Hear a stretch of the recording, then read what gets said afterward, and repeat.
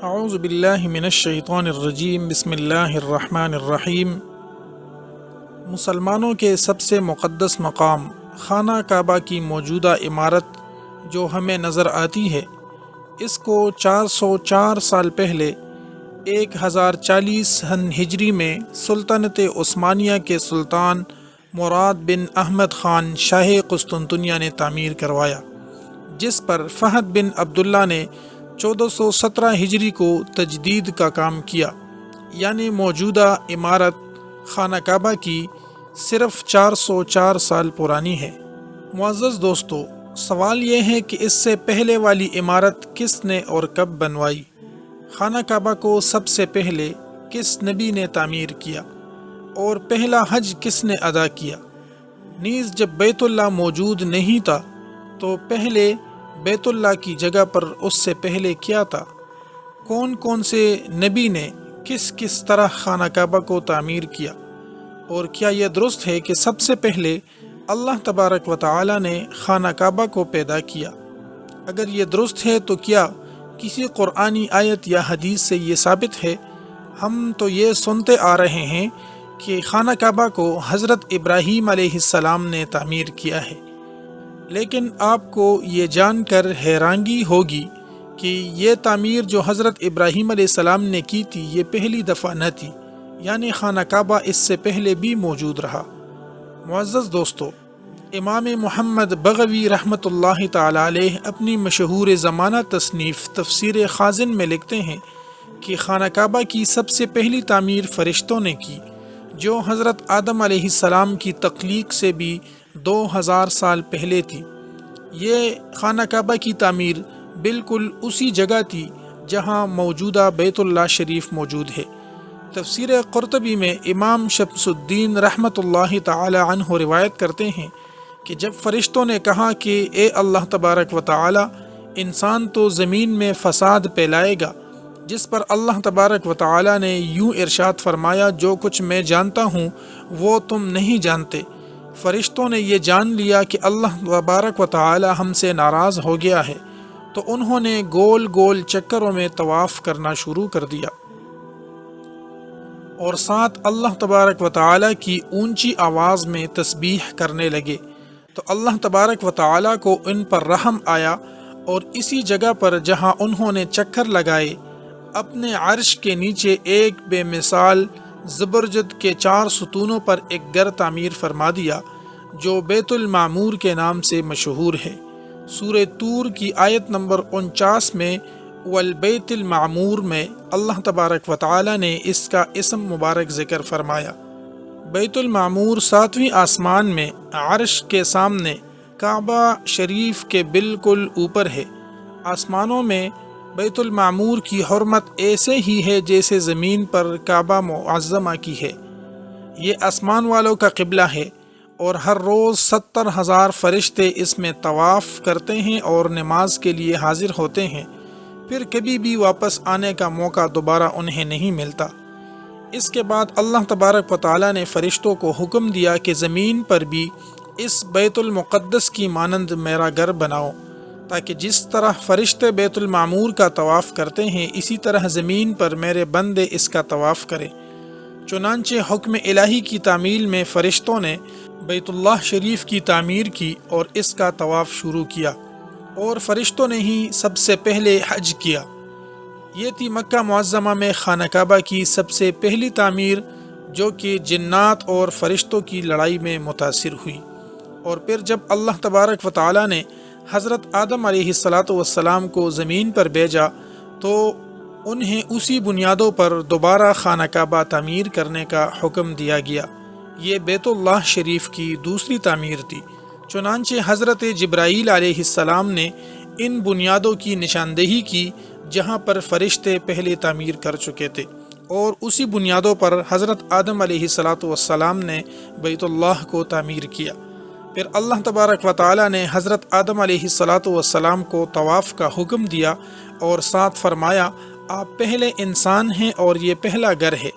معزز دوستو، خانہ کعبہ کی تیسری تعمیر اس وقت ہوئی جبکہ وقت گزرنے کے ساتھ ساتھ کعبہ کی دیواریں اور بنیادیں کمزور ہو گئی، تو تیسری تعمیر اس وقت ہوئی جب دیواریں کمزور ہو چکی تھی، تو حضرت آدم علیہ السلام کے بیٹے حضرت شیس علیہ السلام نے مٹی اور پتھر سے خانہ کعبہ کو دوبارہ تعمیر کیا۔ کچھ مفسرین کا کہنا ہے کہ حضرت شیس علیہ السلام نے صرف مرمت کا کام کیا تھا۔ خانہ کعبہ کی چوتھی تعمیر۔ محترم دوستو، روایات میں ہے کہ جب نوح علیہ السلام کے دور میں طوفان آیا تو زمین پر جتنی بھی آبادی تھی وہ ختم ہو گئی، اور اس میں خانہ کعبہ کی جو عمارت ہے وہ بالکل غائب ہو گئی۔ جب حضرت ابراہیم علیہ السلام مکہ گئے تو آپ نے حضرت اسماعیل علیہ السلام کی مدد سے جبرائیل علیہ السلام کی بتائی ہوئی بنیادوں کی نشانیوں پر کھدائی کی، اور پھر اسی بنیادوں پر اسی جگہ پر خانہ کعبہ کو تعمیر کیا۔ چونکہ یہ بالکل ہی نئی تعمیر تھی، اسی لیے موجودہ دور میں ہمارے ذہنوں میں یہی خیال آتا ہے کہ یہ خانہ کعبہ ابراہیم علیہ السلام نے تعمیر کیا۔ بہرحال حضرت جبرائیل علیہ السلام کی نشاندہی پر ادھر ہی کھدائی کی جہاں پہلے بنیادیں تھی، اور اسی جگہ پر خانہ کعبہ کی تعمیر ہوئی جہاں پر حضرت آدم علیہ السلام نے اس کو تعمیر فرمایا تھا۔ قرآن پاک کی سورہ بقرہ آیت نمبر 127 تا 134 اس میں تفصیلی ذکر موجود ہے۔ جب حضرت ابراہیم علیہ السلام مکہ آئے تو وہاں خانہ کعبہ کی جگہ صرف ایک سرخ ٹیلا تھا۔ پھر حضرت جبرائیل علیہ السلام کی نشاندہی پر 2 پتھر حضرت ابراہیم علیہ السلام کو ملے، ان میں سے ایک حجر اسود اور ایک مقام ابراہیم کے نام سے مشہور ہے۔ مقام ابراہیم وہ مشہور پتھر ہے جس پر کھڑے ہو کر حضرت ابراہیم علیہ السلام نے خانہ کعبہ کی دیوار بلند کی، اور اسی پر کھڑے ہو کر حضور پاک صلی اللہ علیہ وآلہ وسلم کی ولادت کے لیے دعا فرمائی۔ مقام ابراہیم کا جو پتھر ہے اس میں یہ خصوصیت ہے کہ اس پر کھڑے ہو کر ابراہیم علیہ السلام دیوار بناتے، جیسے جیسے دیوار بلند ہوتی گئی یہ پتھر بھی ہوا میں بلند ہوتا رہا۔ رسول اکرم صلی اللہ علیہ وآلہ وسلم نے ارشاد فرمایا، جس کا مفہوم یہ ہے کہ حجر اسود جب جنت سے اترا تو دودھ سے بھی زیادہ سفید تھا، پھر انسان کے گناہوں نے اسے سیاہ کر دیا۔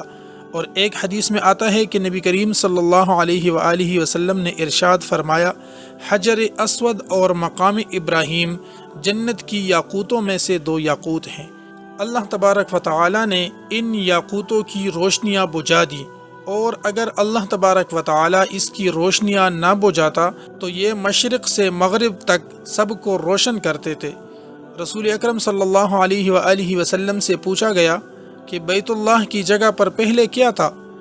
تو آپ صلی اللہ علیہ وآلہ وسلم نے ارشاد فرمایا کہ بیت اللہ حضرت آدم علیہ السلام کے زمانے سے ہے۔ خانہ کعبہ کی عمارت کی 5ویں تعمیر قوم عمالقہ نے بنیادیں کمزور ہونے کی وجہ سے کی، جبکہ خانہ کعبہ کی عمارت کی 6ٹھی تعمیر قبیلے جرہم کے سردار حرس بن مداد عسکر نے کی، اور بیت اللہ کی 7ویں تعمیر نبی آخر الزماں فخر دو جہاں حضور سرور کونین صلی اللہ علیہ وآلہ وسلم کے پاک نسب میں سے ان کے ایک بزرگ حضرت قصی ابن کلاب نے کی۔ خانہ کعبہ کی اثر نو تعمیر تھی۔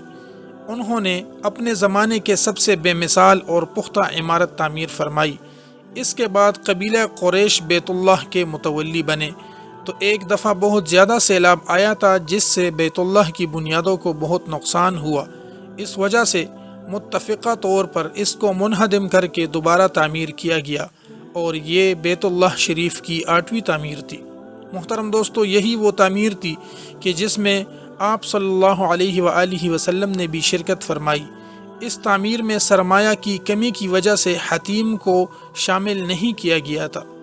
9ویں تعمیر یزیدی فوج کی بمباری سے جب خانہ کعبہ کی دیواریں شکستہ ہو گئی تو حضرت عبداللہ ابن زبیر رضی اللہ تعالیٰ عنہ نے حتیم جو کہ قریش کی تعمیر میں شامل نہ تھا اس کو شامل کر کے بنیاد ابراہیمی پر نئے سرے سے تعمیر کیا۔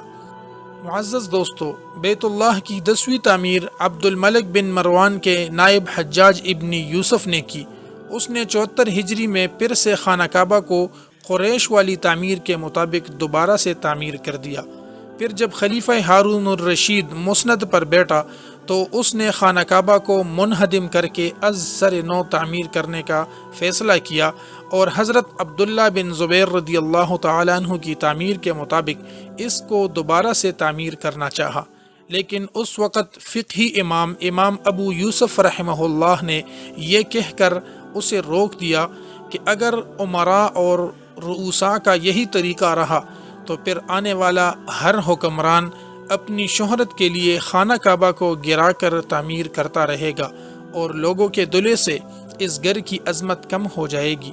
پھر 1040 ہجری میں سلطنت عثمانیہ کے سلطان مراد بن احمد خان شاہ قسطنطنیہ نے حجر اسود والے رکن کے علاوہ ساری عمارت کو بنیادی ابراہیمی پر تعمیر کیا۔ یہی وہ تعمیر تھی جس میں پہلی بار خانہ کعبہ پر پردہ یا غلاف ڈالا گیا، جس پر کلمہ طیبہ بھی لکھا گیا۔ عثمانی سلطان کی تعمیر کے بعد شاہ فہد بن عبد العزیز نے بیت اللہ شریف کی تجدید کا کام کیا۔ دوستو، یہ تھی خانہ کعبہ کی مکمل کہانی کہ خانہ کعبہ کو کس طرح سے تعمیر کیا گیا۔ خانہ کعبہ جو ابھی موجودہ شکل میں ہے، اس کو کس نے تعمیر کیا، اور پوری تاریخ آپ کو بتائی کہ کہاں سے اس کی شروعات ہوئی اور ابھی کس طرح سے یہ خانہ کعبہ کی موجودہ بلڈنگ اور موجودہ عمارت ہے۔ اللہ تبارک و تعالیٰ سے دعا ہے کہ ہمیں بیت اللہ شریف کی بار بار زیارت نصیب فرمائے۔ آمین بحرمت سید المرسلین۔